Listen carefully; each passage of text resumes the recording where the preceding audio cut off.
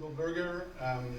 The poster designed by Sophie Gironet's team insists on the fact that you're a living legend of the profession. Although no one is going to contest your reputation, of course, we hope that this doesn't make you feel like you're actually in Asia tonight, and that everybody looks at you as what the Japanese call the living national treasure. But we believe that you're a keeper of important intangible cultural property. So we sincerely hope that you're ready to simply share your experience with this crowd of young writers. You understand that a lot of young architects are here with us tonight. I also know you like to teach. Your Wikipedia page, quite nicely written by the way, says that you are an architectural critic and educator. I found that it was nice that you insist on this, I would say, double involvement in architecture. Although perhaps it's a redundancy. Maybe. Because in fact, every architecture critic is an educator by virtue of writing architecture criticism. That's great. I don't even have to ask you questions, so it's wonderful. So you've been the dean at Parsons, and you presently hold a chair in design and architecture at the New School in New York, which is a constituent of Parsons. So you're a fine pedagogue for sure. Your articles published in the New York Times in the 80s made you receive the utmost recognition for a journalist very early in your career, and the Pulitzer. And since then you've also taught in the Graduate School of Journalism at Berkeley, quite important to mention here. So here's my first question. Is there a clear line in your experience as a writer between what you write as an architecture critic and when you write, say, as a cultural commentator on design, for example? So do you feel that the architecture critic somehow writes differently from the general commentator? No, I don't think so, actually. I think as an architecture critic, when I write as an architecture critic, the focus is often somewhat narrower than a more general commentary on design.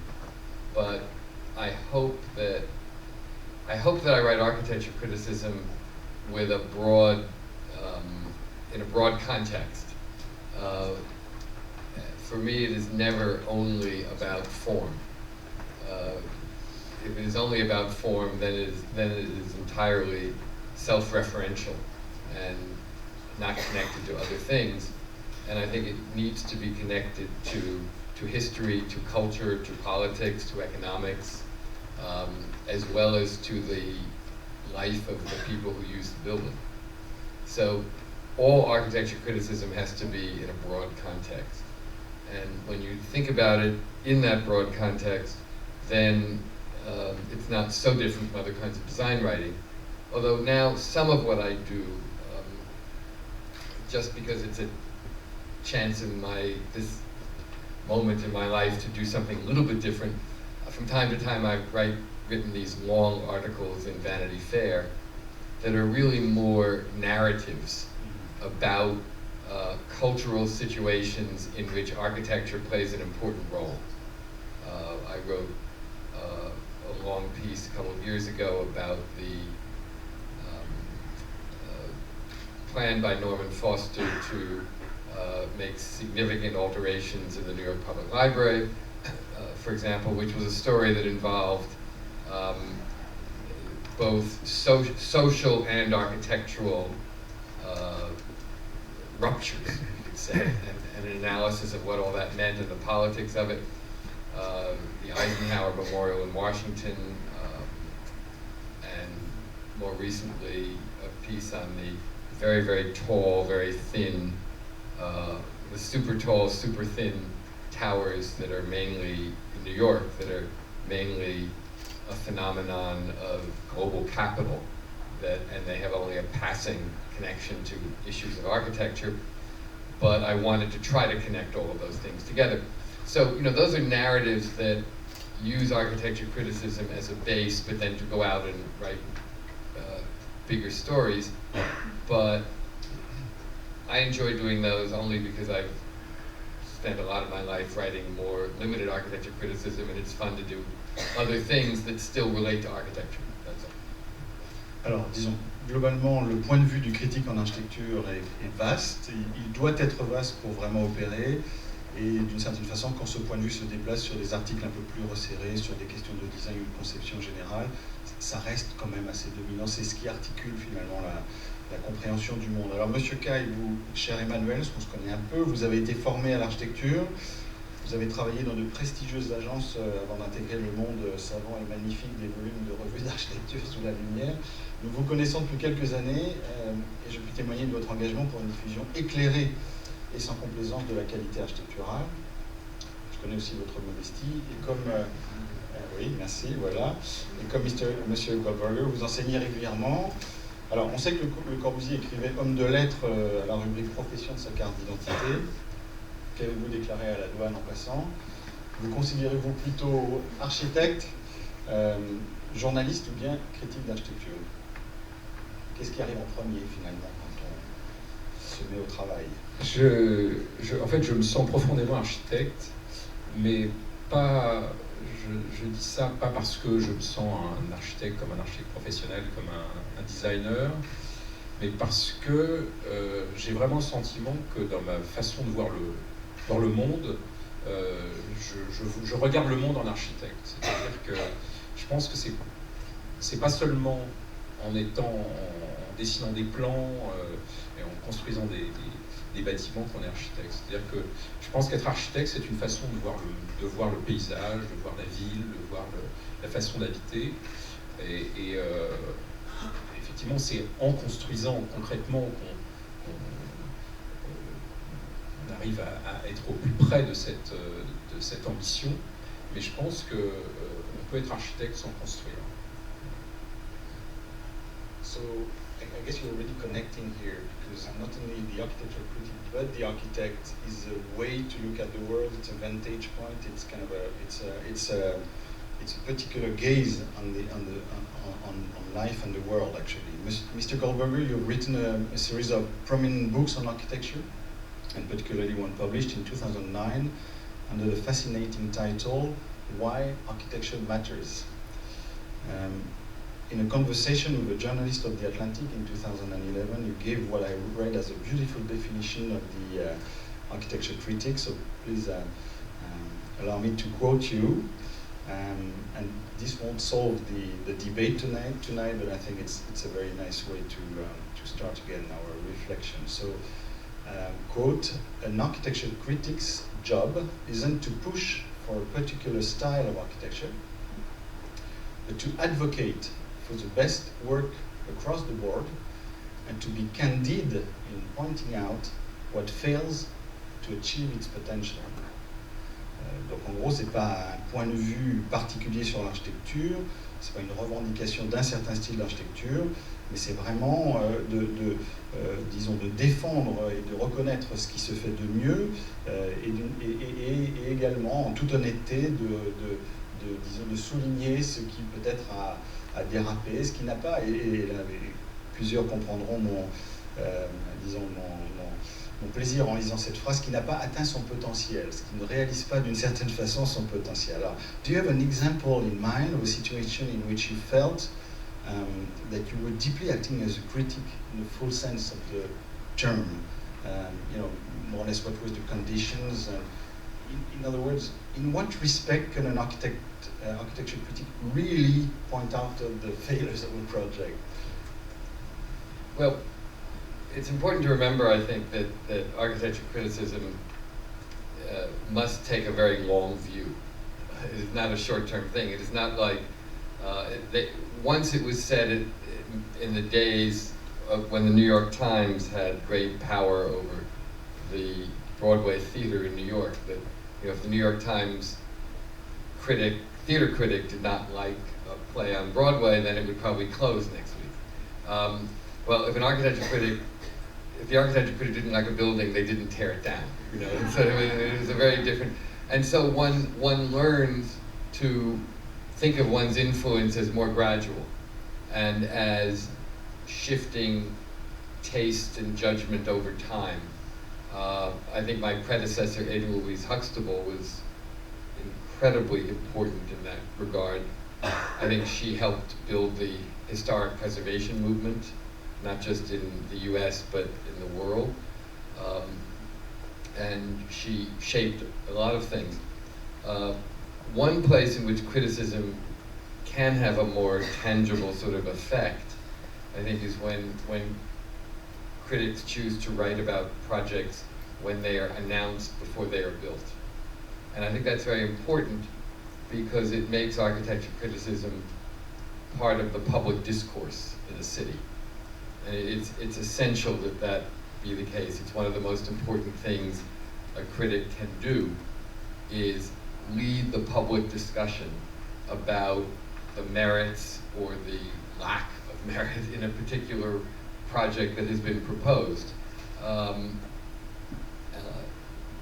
To go back to your question, I think the time when I certainly felt that most intensely was in the years immediately after the events of 9/11 in New York, when the World Trade Center towers were destroyed. And suddenly then, of course it was much more than about just buildings. But architecture is always more than about just buildings. And the issue of the meaning of the loss of those buildings, the emotional and philosophical implications of it, as well as the enormous question of what should happen, what should be built there, if anything, and what form should it take, and what program is appropriate, as well as what buildings were appropriate, was a time when architecture criticism really was, I think, front and center in the public discourse. I ended up feeling that there was so much to say that I ended up writing an entire book about it because it could not be confined to just some articles. But it was also the only time, those were the years when I was at the New Yorker magazine, and I learned when I arrived there from the New York Times that there was often a struggle for space in the magazine. The magazine was not as big and fat as it once had been, and one had to sell each idea to the editor before he gave the go-ahead to write it. When it came to Ground Zero, however, he was coming to me and said, write anything you want, write as long as you want, write as much as you want. Because there it was so clear that an issue of architecture was intimately connected to significant world affairs. And one did not have to struggle to help people understand the connection between architecture and the rest of the world that was so visible at that time. And as a result, architecture criticism was able to take a more central role in the discourse. Alors si j'essaie de dire ça en quelques mots, disons que le critique construit, il ne démolit pas, malheureusement ou heureusement, les édifices qu'il commente, pas comme par exemple le critique culinaire ou cinématographique, voilà, théâtral. Sa critique se construit dans le temps, elle est d'une certaine façon pédagogique, elle établit, elle met en place un discours, un niveau parmi les lecteurs en tout cas. Et peut-être le moment où M. Goldberger s'est senti le plus, disons, impliqué dans son rôle de critique et de passeur, finalement, c'est bien sûr dans les événements tragiques de 2001, et le moment où finalement on lui demandait, on l'appelait pour commenter, pas seulement pour avoir un petit entrefilet comme on lui donnait d'habitude dans le New York Times, mais vraiment pour construire la compréhension de la perte de la mémoire, de la destruction de ces tours. Donc du coup, le critique à ce moment-là, I guess the critic, to be sure what you said, the critic is really the translator of something that is actually missing in the case of the towers, I guess. Donc c'est vraiment le critique qui du coup est le porte-parole d'une certaine façon de ça. Monsieur Caille, vous venez d'un pays qui fait de la critique un sport quotidien. Selon beaucoup d'observateurs étrangers, touristes y compris, les Français critiquent tout pour un oui, pour un non. Bon, je le sais bien. C'est pour ça que j'en ai fait mon métier, pour qu'on arrête de m'embêter avec ça. Je dis à chaque fois, je suis critique, je suis obligé. Alors, je le sais bien parce que je me critique moi-même tous les matins en me rasant. Et puis depuis 30 ans, quand j'ai fini de me raser, je me venge sur les étudiants. Et comme il y en a dans la salle, ça c'était bon. Alors, je ne vous demanderai certainement pas s'il faut être né en France ou en Italie pour critiquer comme on respire. You know, we don't need to be Italian or French to be a good critic. Comme je viens de le faire avec M. Goldberger. Mais par contre, je vous demanderai de bien vouloir nous donner un ou deux exemples de situations qui vous ont conduit, peut-être pas aussi dramatique que l'exemple de Paul, où vous ont conduit à critiquer réellement un ou plusieurs projets d'architecture. Et peut-être je vais rebondir avec la question sur jusqu'où peut-on aller dans l'écriture journalistique sur ce plan. C'est-à-dire, on veut des noms, là. Jusqu'à quel point on peut, you know, to what extent can we, and if you allow me, I would like to go back to this aspect of the question. Can we really, yes, we won't demolish a building, but can we really say, you know, can we really point out the failures of a project? Est-ce qu'on peut vraiment... Ce qu'on peut dire, c'est qu'on ne peut pas démolir un bâtiment, mais quand on est sévère, c'est l'idée qu'on voudrait que celui qui a construit ce bâtiment ne construise plus, quand même. C'est un peu l'idée, enfin je schématise, c'est un peu l'idée. Pas toujours, parce qu'il y a des bâtiments qu'on critique qui sont intéressants dans des œuvres qui ont aidé au départ. Mais là, on veut des noms, là. Oui, non, mais ce qu'il y avait avec le 11 septembre... So just to make sure the plan was, you know, sometimes we are so mad at one building that we wish that what we're writing is going to stop this to happen again. So. Juste pour dire que le 11 septembre, c'est très rare dans l'histoire de la critique, enfin de l'architecture, c'est que l'architecture était le personnage principal. Je veux dire, la cible, c'était l'architecture, c'est très rare. C'était vraiment, la cible, c'était un bâtiment d'architecture, enfin deux bâtiments en l'occurrence d'architecture. Alors maintenant, dans une pratique un peu plus... c'est vrai qu'un des premiers bâtiments, peut-être que moi j'ai critiqué dans la revue, c'était de façon assez construite, c'était un bâtiment de Jean Nouvel, hein, qui était le bâtiment du Quai Branly. Et maintenant, je vais pouvoir critiquer la Philharmonie de Paris, donc c'est assez pratique.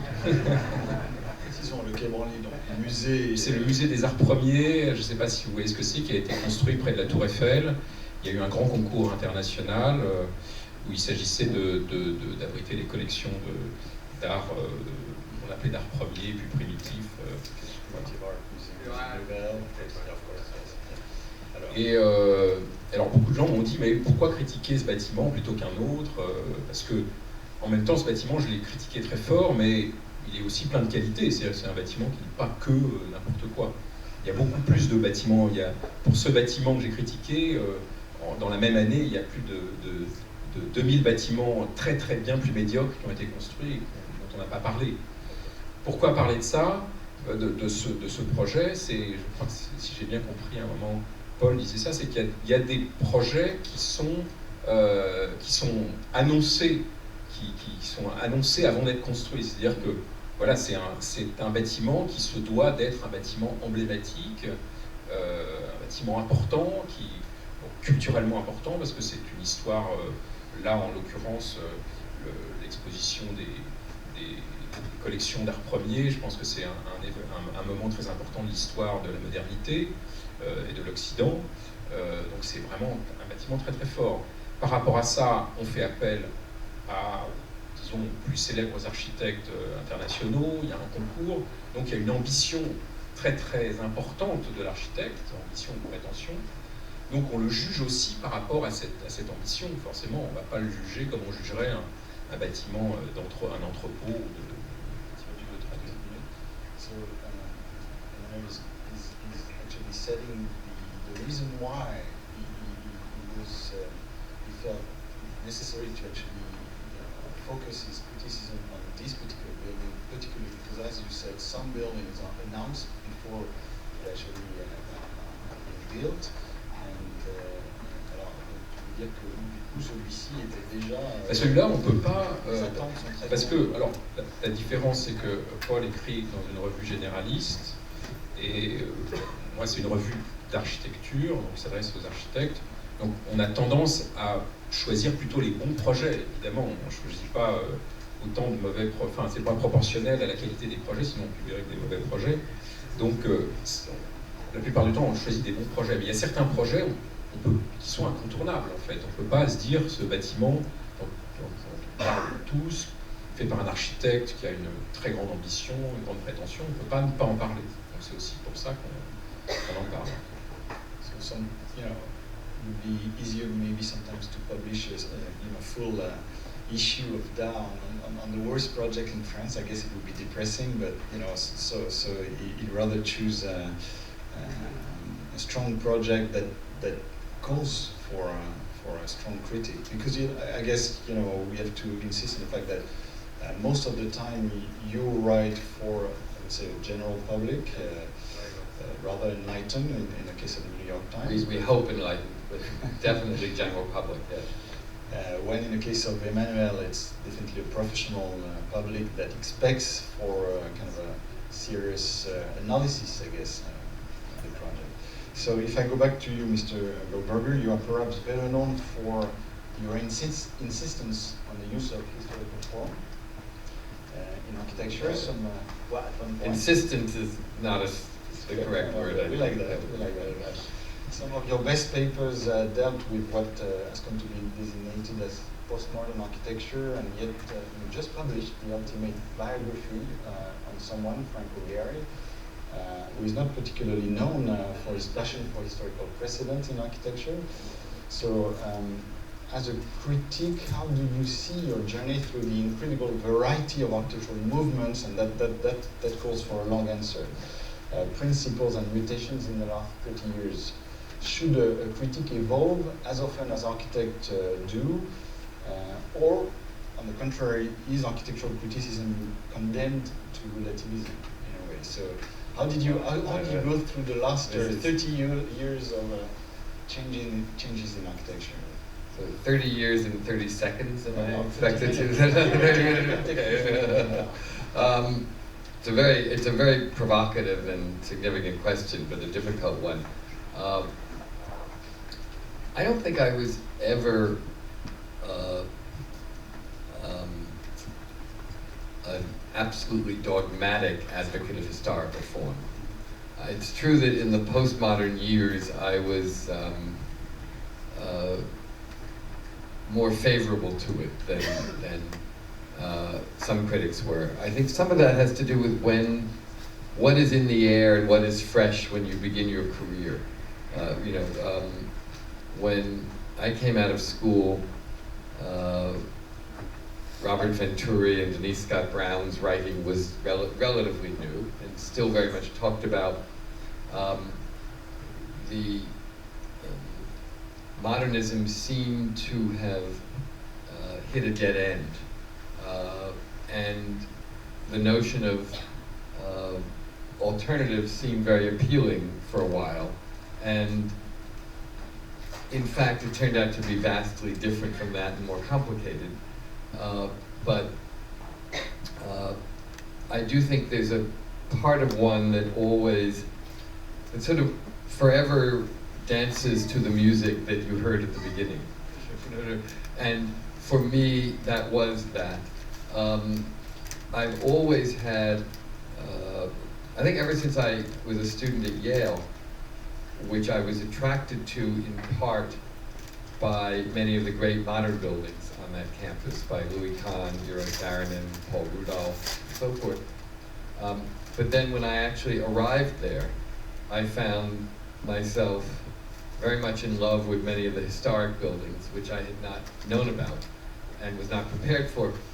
And the whole business of trying to figure out for myself, how could this be, and can these things coexist in one sensibility? Is it possible to like one and also like the other? And is one violating some sort of moral code in so doing? I talked a lot about that in Why Architecture Matters, actually, in that book, the whole struggle to deal with that. And I think it's what ultimately took me away from ideology and dogma, realizing that, in fact, there is not necessarily a morally right or wrong way to build buildings. I love modern architecture, but I don't love the rhetoric that once came along with it. I like good historic architecture, but I don't like the rhetoric and the dogma that comes along with that either. In fact, I've from time to time referred to the most traditional advocates of the most traditional architecture as a rule to be like the classical Taliban in architecture, so that I'm certainly not a fellow traveler of theirs, but neither do I see anything morally wrong in doing traditional architecture if you can do it well. I'm much more interested in good urbanism and in good architecture of different styles. So, you know, Frank Gehry's career began in the 60s and in the 70s as he struggled in a way that was not so different from many of the postmodernists to find an alternative to sort of what we might call orthodox modernism or Miesian modernism or Bauhaus modernism, whatever we choose to call it. And he was in fact quite interested in making architecture richer emotionally and creating an architecture that one could respond to emotionally and not just cerebrally. And if one looks at his rhetoric 40 years ago, and even a little bit of his early architecture, it's closer to some of the postmodernists than one might think. They're a little bit more like some of what Graves and Venturi were doing, say. And then, of course, it went off in different directions, but that those origins of it have always sort of stayed with me. It's one of the reasons I found him a fascinating figure, in that he is, in fact, somebody who is very concerned about architecture as an experiential thing, not as a theoretical thing.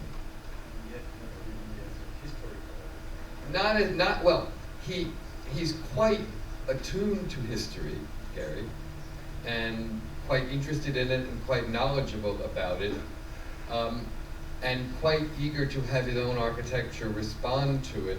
He just does not do that in the form of mimicking. He has a visceral dislike of mimicking, but he is nevertheless responsive and wishes to be responsive, and it is for us to judge whether he's successful at that or not. But he is certainly not indifferent to history. He has tried to make the argument that there are ways to respond to context that are not mimicking, not copying, not imitating, but nevertheless show a degree of sympathy, of response, and understanding. That was much too long, I'm sorry. So just to make sure that just to make sure that I won't translate too badly what you just said, which is really, really interesting, is that in a way, first, you believe that the critique somehow has to acknowledge that he started his career somewhere, somehow, and that it organizes in a way his own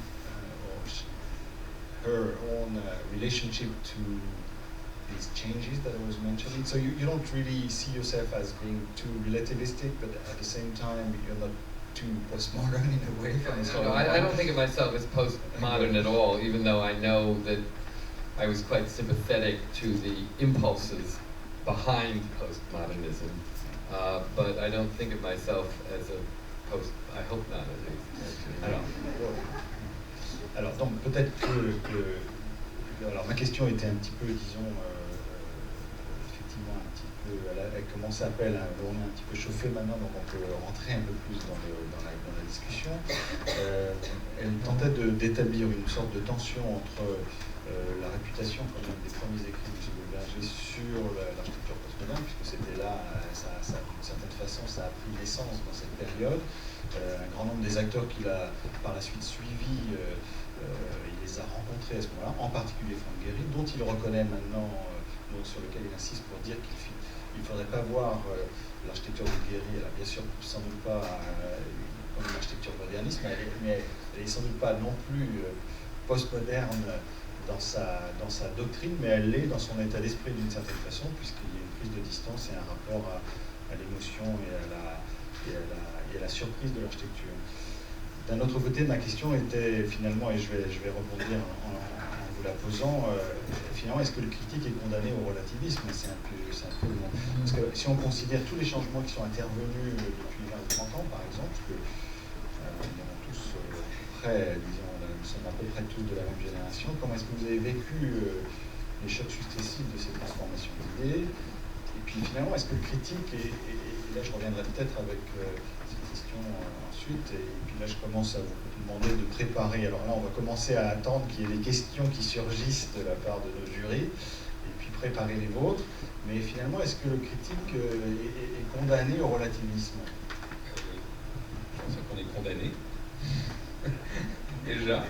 Non, mais je veux dire, je pense qu'il y a une forme de relativisme qui fait que les... Je n'écris pas depuis 30 ans, hein, donc les choses n'ont pas tant changé que ça, mais elles ont quand même beaucoup changé. D'ailleurs, j'écris depuis 15 ans, quoi. Et je pense que de même que l'architecture répond à des questions différentes, évolue très très vite, de plus en plus, l'architecture qu'on a fait il y a 30 ans, il y a 20 ans, il y a 10 ans, c'est pas la même aujourd'hui. C'est-à-dire que l'architecte, il doit vraiment répondre à des questions nouvelles, la manière d'habiter, de construire, tout ce qui fait l'architecture. Donc le critique, lui-même, il va faire une critique qui est différente.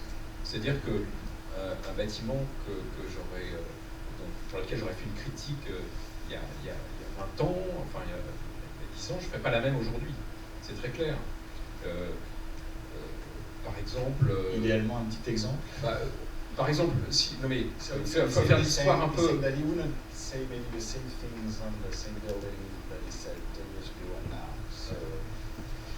Les questions, par exemple, quand on voit la fin des années 60 et l'arrivée de la postmodernité, et surtout peut-être en Europe, ce qu'on appelait le retour à la ville, à l'histoire, donc évidemment, les bâtiments, on les critiquait essentiellement par rapport à ce positionnement. Est-ce que c'était un bâtiment qui regardait la ville qui existe? Est-ce que c'était des bâtiments qui composaient avec la ville, ou est-ce que c'était des bâtiments qui faisaient la tabula rasa?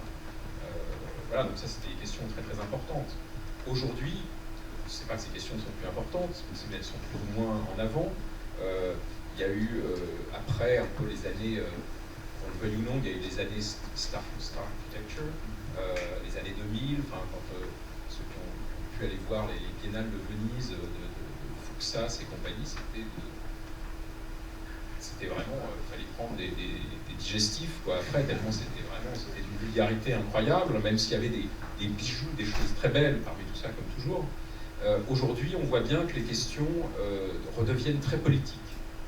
Donc, à voir, à Venise, c'est Aravena qui a été nommé, on verra si c'est bien ou pas, qu'importe, mais on voit bien qu'aujourd'hui, les questions se posent de façon plus politique.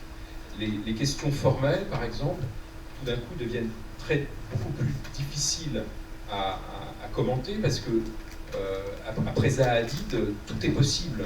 Zahadid et Gehry aussi, quelle que soit la qualité, c'est-à-dire qu'aujourd'hui, on peut presque faire tout ce que l'on veut.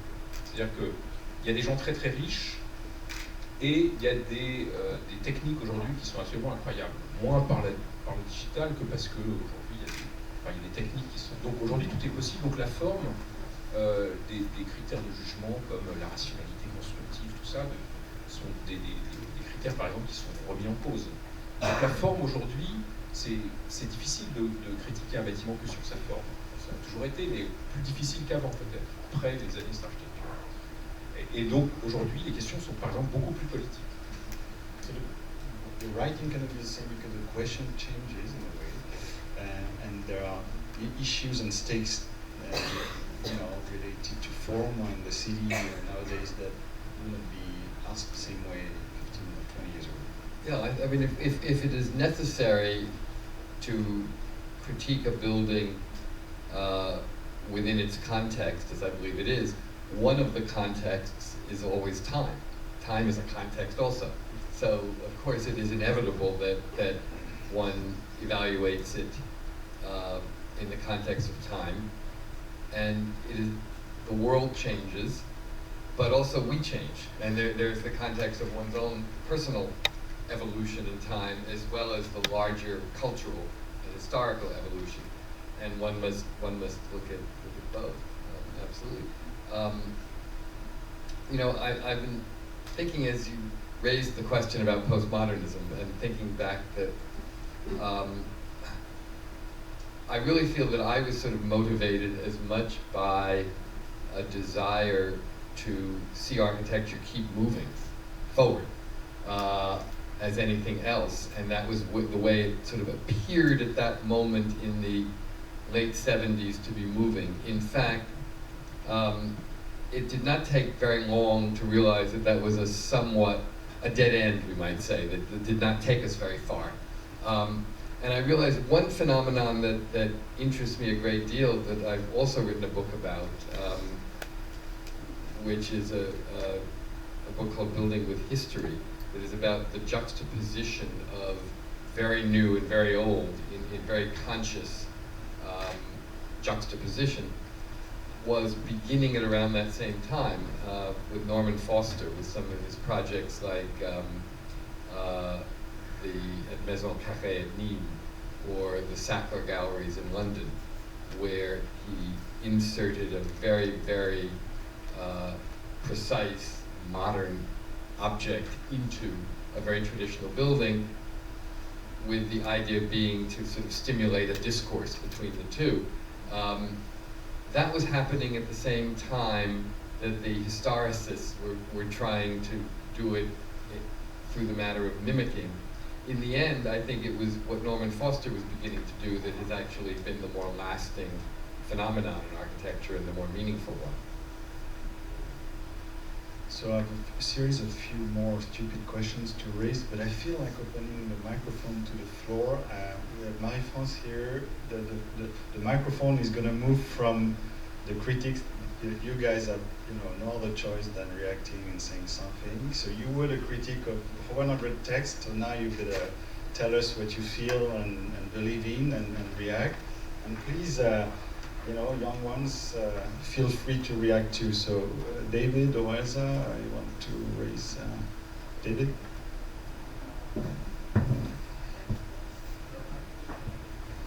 Don't be shy. It's okay. I'll be on the hot spot. Paul, I'm one of the things I'm interested in as somebody who has participated in architectural criticism and as an editor is always the expanded possibilities of architectural criticism. So as an architectural critic, what can you use that as a kind of as a stepping stone towards? And so Paul, I was very intrigued at perhaps one of your most high-profile side jobs, which is being an advisor on the Presidential Library Architectural Selection Committee for President Obama.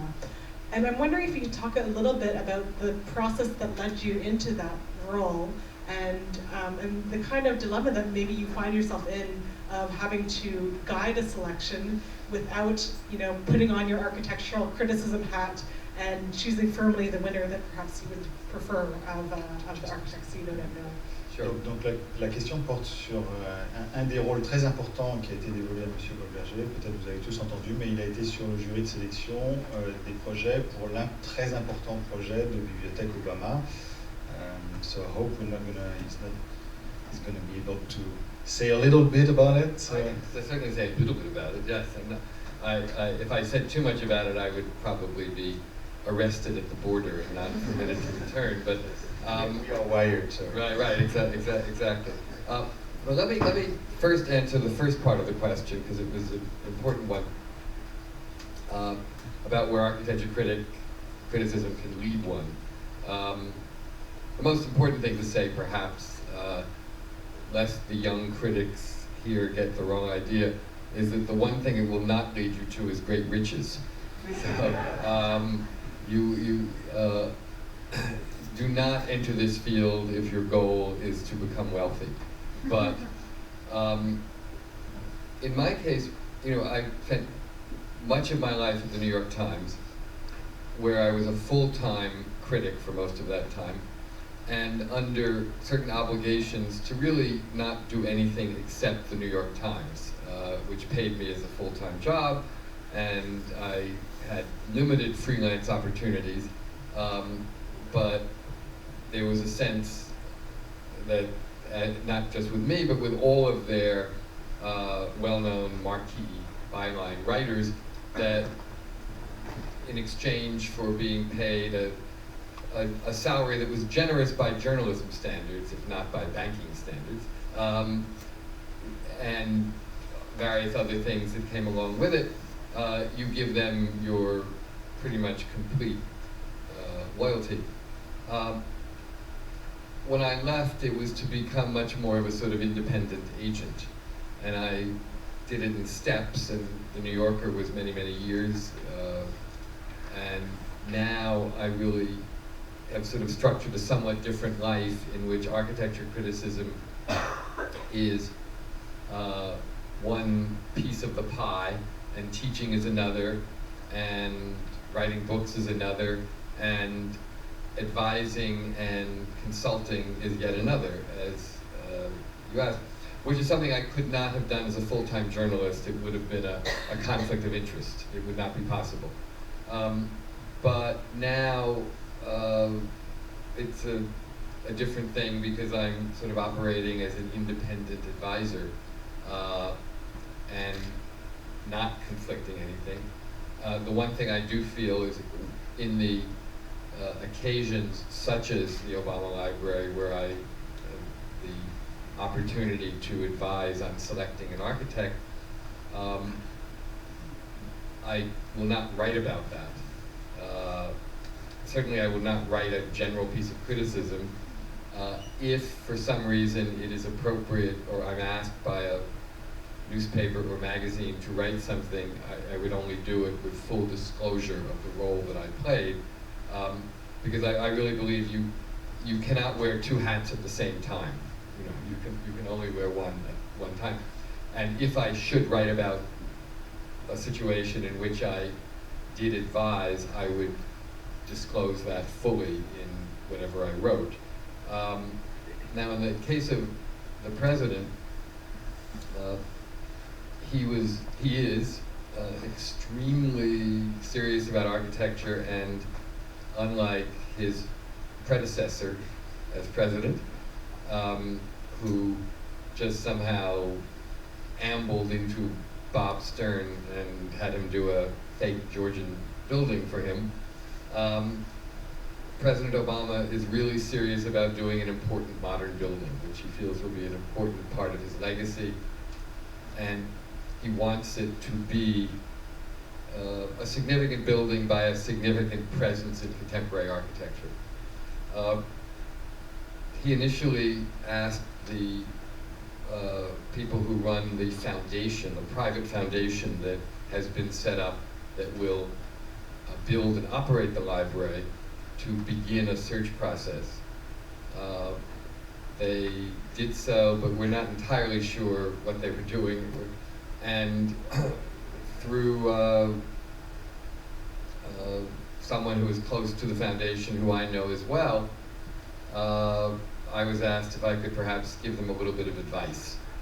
And the director of the foundation called me, and we had a very nice chat on the phone, and then she said, well, perhaps you could sort of help us on an ongoing basis, and I said, of course, and there we are. And that was in July, and it's actually taken out probably a quarter of my time since then, because it's become a very big process, but a very exciting one, and we've gone from 144 responses to the RFQ down to 7 architects who were asked to prepare conceptual ideas. They have now presented them all to the board of the foundation and me, and we have made certain recommendations to the president that I'm not at liberty to discuss. However, it is in his and the First Lady's hands, and it is up to them, and there's only one real vote. It's theirs, and they may well reject all of them and say we're going to start all over again. They may well say this is our choice, or they may say we'd like 4 or 5 of them to come to the White House and repeat the presentation that they made to you. We'll see. We don't know. Vous aurez compris que le président Obama, à la différence de son prédécesseur, est un peu plus soucieux de laisser derrière lui une architecture, disons, représentative de son époque. Vous aurez compris aussi que pour M. Goldberger, le fait d'être critique le matin, prof l'après-midi et impliqué dans un comité très important de sélection, ce sont des choses quand même assez différentes, et en particulier ces participations à ces comités de décision et d'expertise imposent évidemment une éthique irréprochable.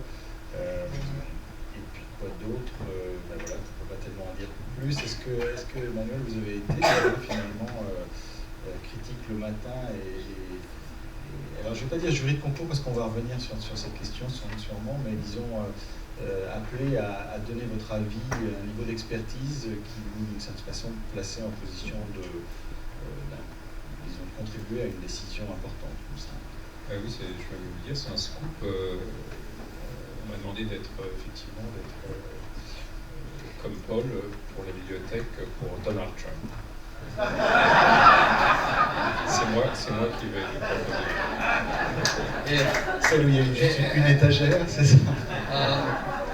If that should happen, you will see me in Montreal much more often as a neighbor. Yes. I will move to Canada. So we've heard that you're kind of in trouble with Trump, by the way. We have a series of things that you wrote. I'm not highest on his list of admired, whatever, admired critics, admired journalists, admired. In fact, he once said to an interviewer that is in some documentary about him that was done many years ago that Paul Goldberger has the worst taste of anyone I've ever met. How can he possibly review architecture? Which I consider such a high compliment. I'm only sorry that quote was not found in time to put on the back of my Frank Gehry book or something like that. I might have actually even sold some more copies. I want to say one more very, very quick thing too that I should mention. To the question of sort of a critic giving this kind of advice, my predecessor, Ada Louise Huxtable, actually when she left the New York Times in the early 80s, became an advisor to the Getty in Los Angeles and was a participant in the process that led to Richard Meyer's selection to do the Getty. That was 30 years ago now. So, you know, there is precedent for journalists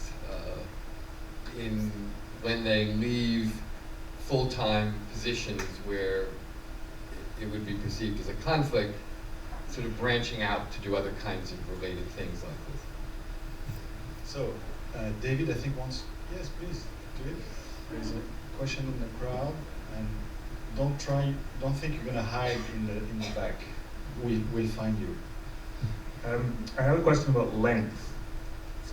So how long should a good piece of criticism be?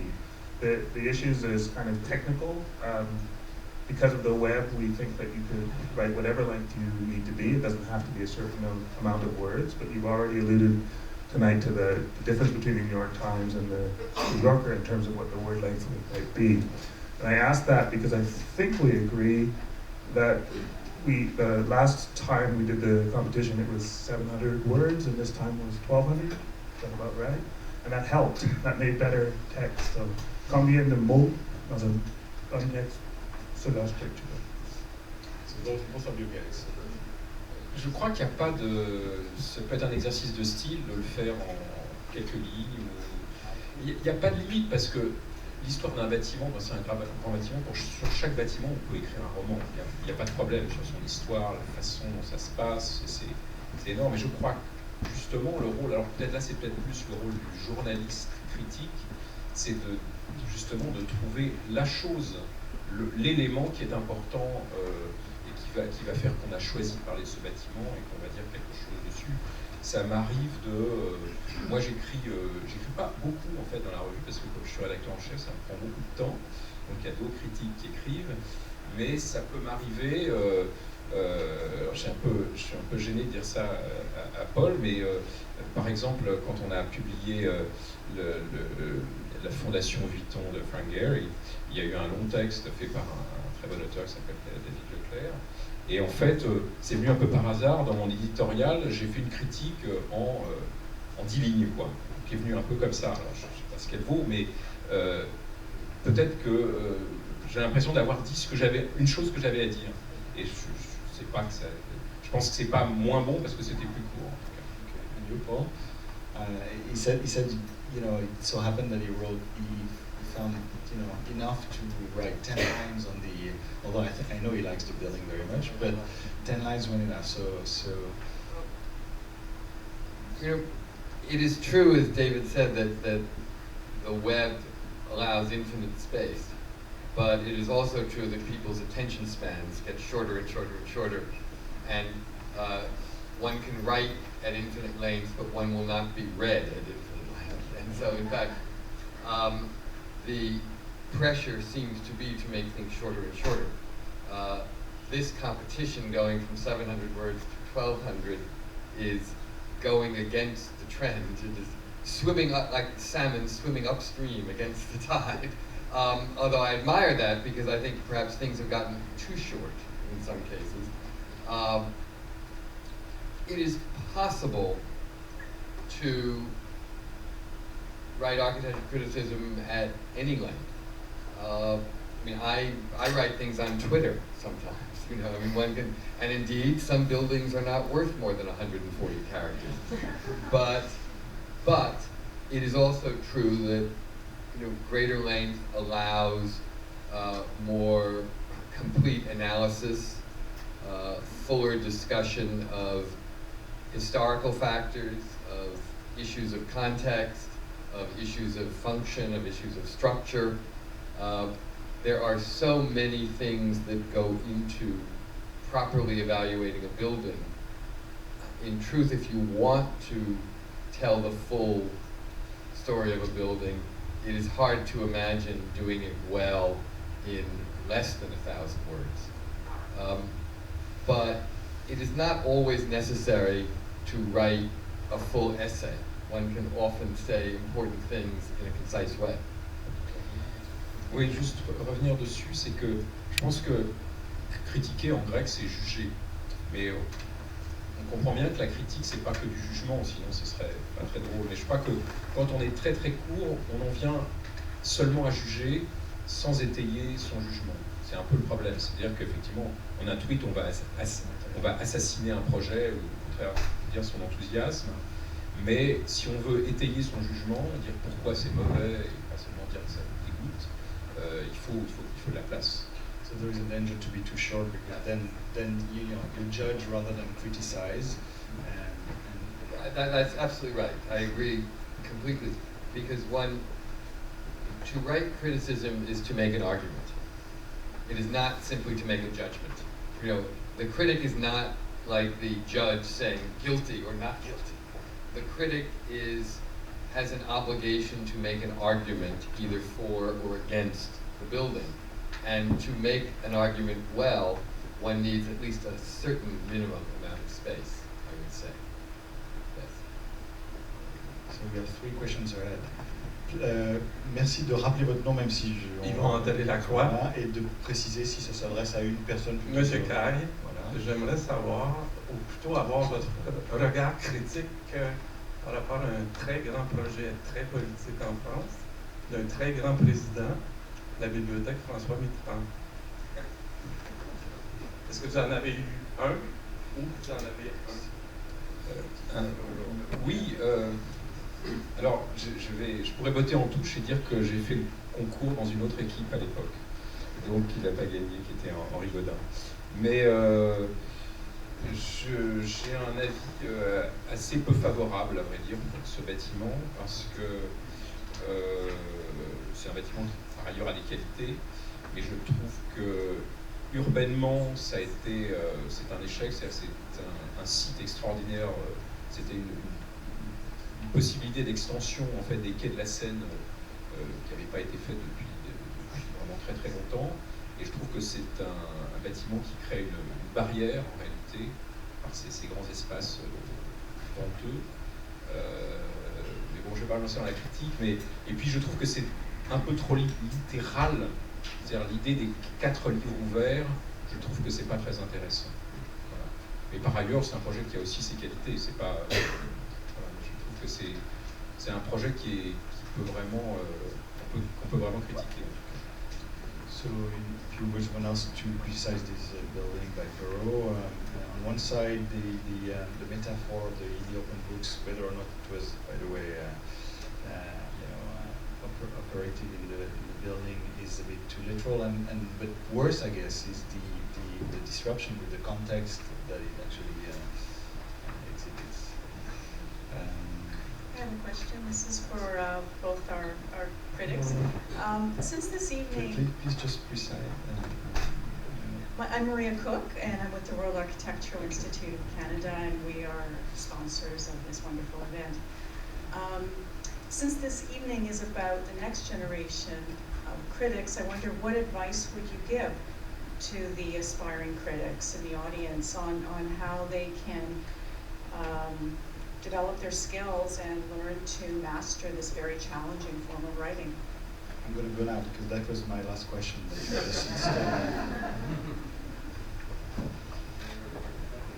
Well, it's complicated. Of course, I won't... non, je parle anglais, je parle français.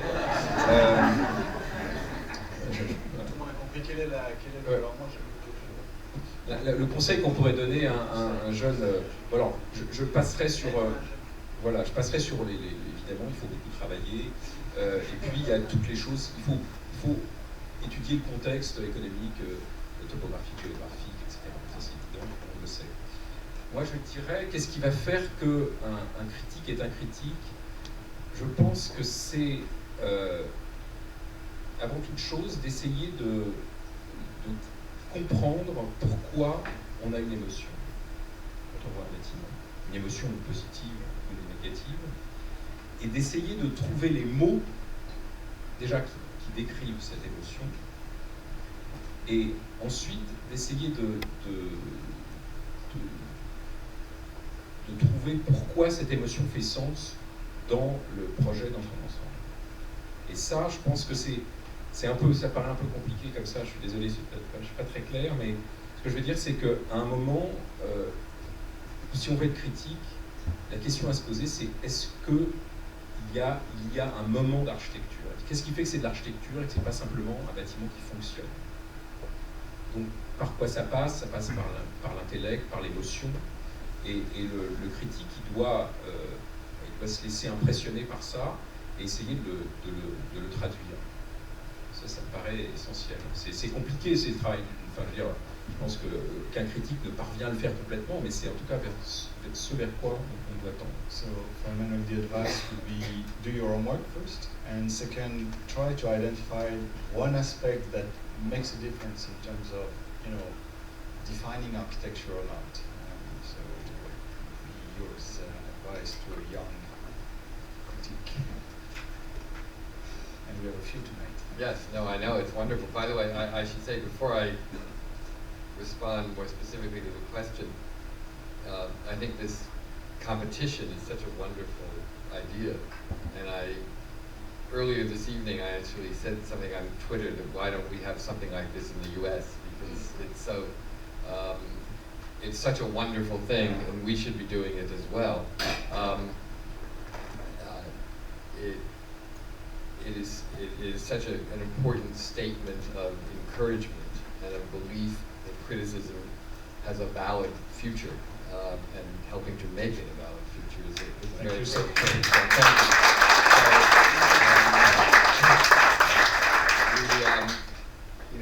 We now can not only be jealous jealous of your prime minister. We can be jealous of your competition for architectural criticism. We have many, many reasons now to be envious of Canada. So, in any case, you know, it is difficult to be a critic in architecture today, in part not for reasons of architecture, but for reasons of journalism. That the world of journalism, the world of publishing are all in sort of turmoil right now. While the internet theoretically creates more opportunity,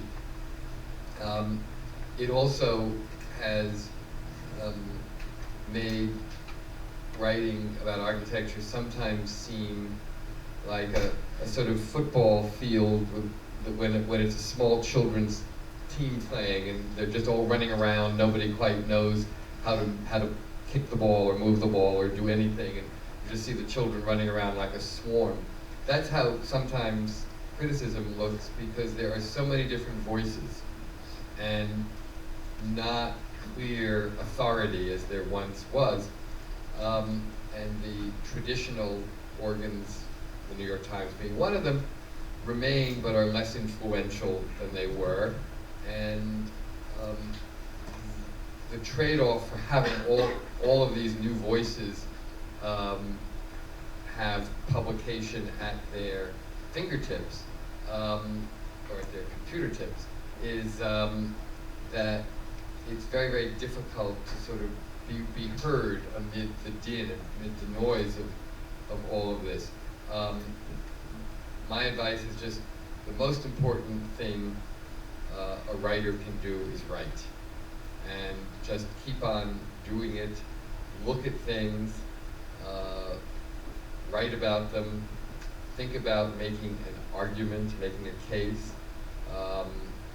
and think about the challenge of making architecture meaningful to people outside the world of architecture who do not think of it that often.